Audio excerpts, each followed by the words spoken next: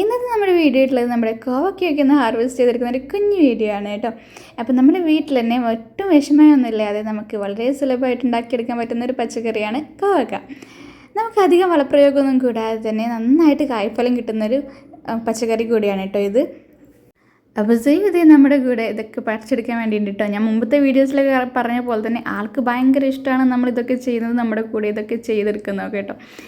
അപ്പോൾ അങ്ങനെ ഇതേ നമ്മൾ മുഴുവനായിട്ട് പറിച്ചെടുക്കുന്നുണ്ട്. ഒരുപാട് കായ്കളുണ്ടായിരുന്നു കേട്ടോ.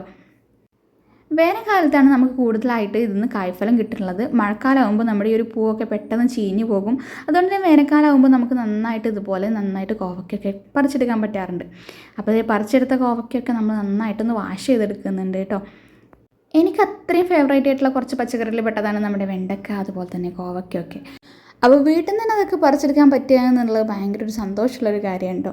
അപ്പോൾ ഇതെല്ലാം കുഞ്ഞതായിട്ട് കട്ട് ചെയ്തെടുക്കുന്നുണ്ട്. നമ്മളിങ്ങനെയാണ് കേട്ടോ കട്ട് ചെയ്തെടുക്കുക. ഉപ്പേരിക്കൊക്കെ ആയിട്ട് ഇങ്ങനെ റൗണ്ടിൽ ഇങ്ങനെ കട്ട് ചെയ്തെടുക്കുകയാണ് ചെയ്യുക. പിന്നെ നമ്മൾ ഇടയ്ക്ക് ഫ്രൈ ചെയ്തെടുക്കാറുണ്ട്. നീളത്തിൽ ഇങ്ങനെ കട്ട് ചെയ്തെടുത്ത് മസാലയൊക്കെ തേച്ചിട്ട് നമ്മുടെ മീൻ ഫ്രൈ ചെയ്യുള്ളൂ അതുപോലെ ഫ്രൈ ചെയ്തെടുക്കാറുണ്ട്. അപ്പോൾ ഇതേ നമ്മൾ കുറച്ച് ഉപ്പേരിയാണ് ഉണ്ടാക്കിയെടുക്കാൻ പോകുന്നത്. അപ്പോൾ നേരെ പോയി കുറച്ച് കാന്താരി പറിച്ചെടുക്കുന്നുണ്ട് കേട്ടോ. നമ്മുടെ ഉപ്പേരിക്കൊക്കെ വേണ്ടിയിട്ട് കുറച്ച് കാന്താരി എടുക്കുന്നുണ്ട്. ഇതും വീടിൻ്റെ അടുത്ത് തന്നെയുള്ളതാണ് കേട്ടോ. പക്ഷേ കുഞ്ഞാളാണെങ്കിലും നല്ലതായിട്ട് എരിവുള്ളൊരു കാന്താരിയാണ്. അപ്പോൾ നമ്മളിത് സവാള എടുത്തിട്ടുണ്ട്. സവാള നന്നായിട്ടൊന്ന് വഴറ്റിയെടുത്തതിന് ശേഷം ഇതിലേക്ക് കാന്താരി ഒന്ന് ചതച്ചെടുക്കുന്നുണ്ട്. അധികമൊന്നും വേണ്ട, ഒരു 5-6 കാന്താരി ഇട്ടാൽ തന്നെ നല്ല എരിവുണ്ടാവും കേട്ടോ.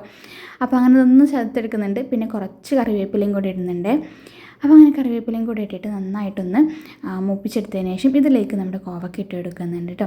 അപ്പം അങ്ങനെ കോവക്ക റെഡിയാക്കി എടുക്കുന്ന സമയത്താണ് സെയ്യു എന്നോടൊരു കാര്യം ചോദിച്ചത്, ഒരു പൊതിച്ചോറ് ഉണ്ടാക്കി തരുമോയെന്ന്. ആ കോവക്ക ഉപ്പേരി അവനും ഭയങ്കരമായിട്ട് ഇഷ്ടമാണ് കേട്ടോ.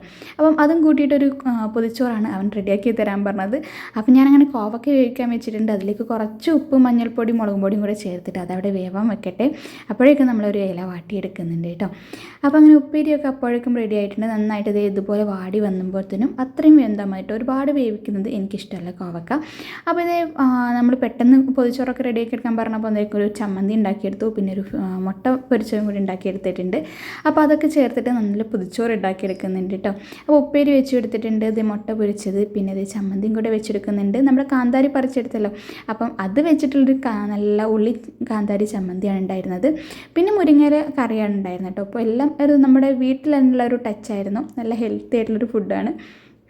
അപ്പോൾ സെയ്യു കഴിച്ചുകൊണ്ടിരിക്കുന്നുണ്ട് കേട്ടോ. അവനായാലും എനിക്കായാലും ഈ പൊതിച്ചോറെന്ന് വെച്ചാൽ ഭയങ്കരമായിട്ടൊരു കാര്യമാണ് കേട്ടോ. അതെന്തെങ്കിൽ നന്നായിട്ട് ഫുഡ് കഴിക്കും ആൾ. അപ്പം ആളുടെ ഒരു ഇഷ്ടപ്പെട്ട രൂപമാണ് ഈ പൊതിച്ചോറ്. അപ്പോൾ ആളുടെ ഒരു അഭിപ്രായം തന്നെ അറിഞ്ഞാലോ.